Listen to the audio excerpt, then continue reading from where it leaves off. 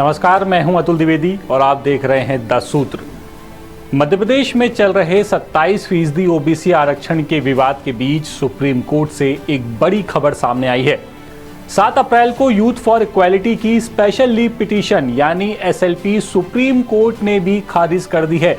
इस याचिका को खारिज करते हुए सुप्रीम कोर्ट ने यह भी कहा कि 27% ओबीसी आरक्षण पर कोई रोक नहीं है। बता दें कि यूथ फॉर इक्वालिटी नाम की संस्था ने विशेष अनुमति याचिका यानी एसएलपी, जिसका नंबर 8274/2025 था, वो सुप्रीम कोर्ट में दायर की थी और जबलपुर हाईकोर्ट के उस फैसले को चुनौती दी थी जिसमें हाईकोर्ट ने 28 जनवरी 2025 को इस याचिका को खारिज कर दिया था। इस याचिका के खारिज होते ही अब ये बहस फिर से शुरू हो गई है कि क्या अब मध्य प्रदेश में ओबीसी वर्ग को 27% आरक्षण मिलेगा। हालांकि आपको यहां ये बता दें कि अभी भी सुप्रीम कोर्ट में ओबीसी आरक्षण के पक्ष और विपक्ष में कई याचिकाएं लगी हुई हैं। जब तक इन याचिकाओं का निपटारा नहीं हो जाता, इन तमाम याचिकाओं पर सुप्रीम कोर्ट सुनवाई नहीं कर लेता, तब तक इस मामले पर कुछ भी कहना जल्दबाजी होगी।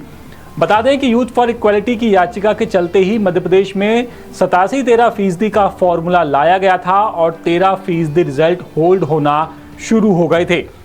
अब सरकार इस मामले पर कितनी गंभीर है, इसका अंदाजा इस बात से लगा लीजिए कि सुप्रीम कोर्ट में सुनवाई के दौरान मध्य प्रदेश सरकार की तरफ से कोई वकील मौजूद ही नहीं था, जबकि इस केस की कॉपी सरकार को पहले से ही भेजी जा चुकी थी। अब जब वकील ही कोर्ट में मौजूद नहीं रहे तो फिर सवाल यहां पर फिर से वही उठने लगा कि जिन वकीलों को करोड़ों रुपए ओबीसी आरक्षण के केस की पैरवी के लिए दिए जा रहे हैं, वो आखिर इतने संवेदनशील मुद्दे पर मौजूद क्यों नहीं होते। और ये सवाल हम खड़ा नहीं कर रहे, बल्कि ये सवाल उठाया है वरिष्ठ अधिवक्ता रामेश्वर सिंह ठाकुर ने।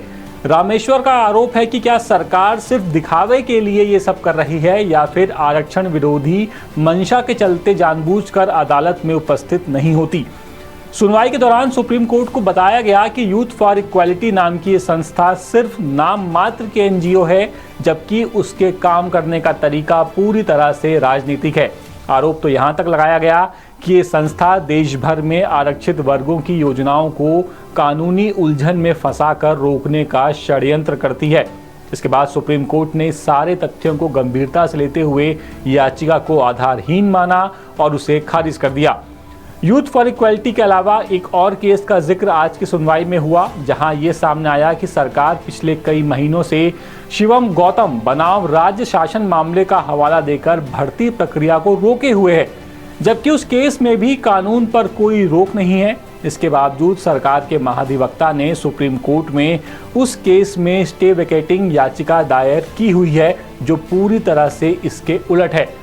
और आरोप लगाया गया कि याचिका सिर्फ इसलिए की जा रही है ताकि आम जनता को गुमराह किया जा सके और ये कहा जा सके कि सुप्रीम कोर्ट ने 27% ओबीसी आरक्षण पर रोक लगा रखी है। ओबीसी वेलफेयर एसोसिएशन की ओर से अधिवक्ताओं के मुताबिक प्रशांत सिंह, जो राज्य सरकार के महाधिवक्ता हैं, उनकी भूमिका भी इस पूरे घटनाक्रम में संदेह के घेरे में है। पहले उन्होंने हाईकोर्ट के अंतरिम आदेश को चुनौती देने के बजाय विभागों को 87-13% फॉर्मूले पर भर्ती करने का निर्देश दिया।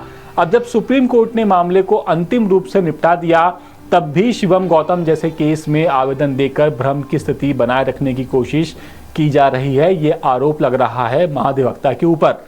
कुल मिलाकर सुप्रीम कोर्ट से भी अब ओबीसी आरक्षण पर एक एक करके फैसले आने लगे हैं।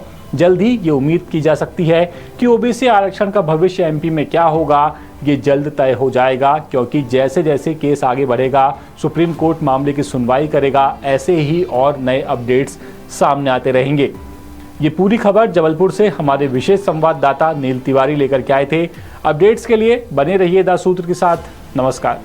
लेटेस्ट, इन्वेस्टिगेटिव और इन डेप्थ खबरें देखने के लिए ज्वाइन कीजिए द सूत्र का व्हाट्सएप चैनल, सब्सक्राइब कीजिए यूट्यूब चैनल, लाइक कीजिए फेसबुक पेज और पढ़ते रहिए वेबसाइट www.dasutr.com।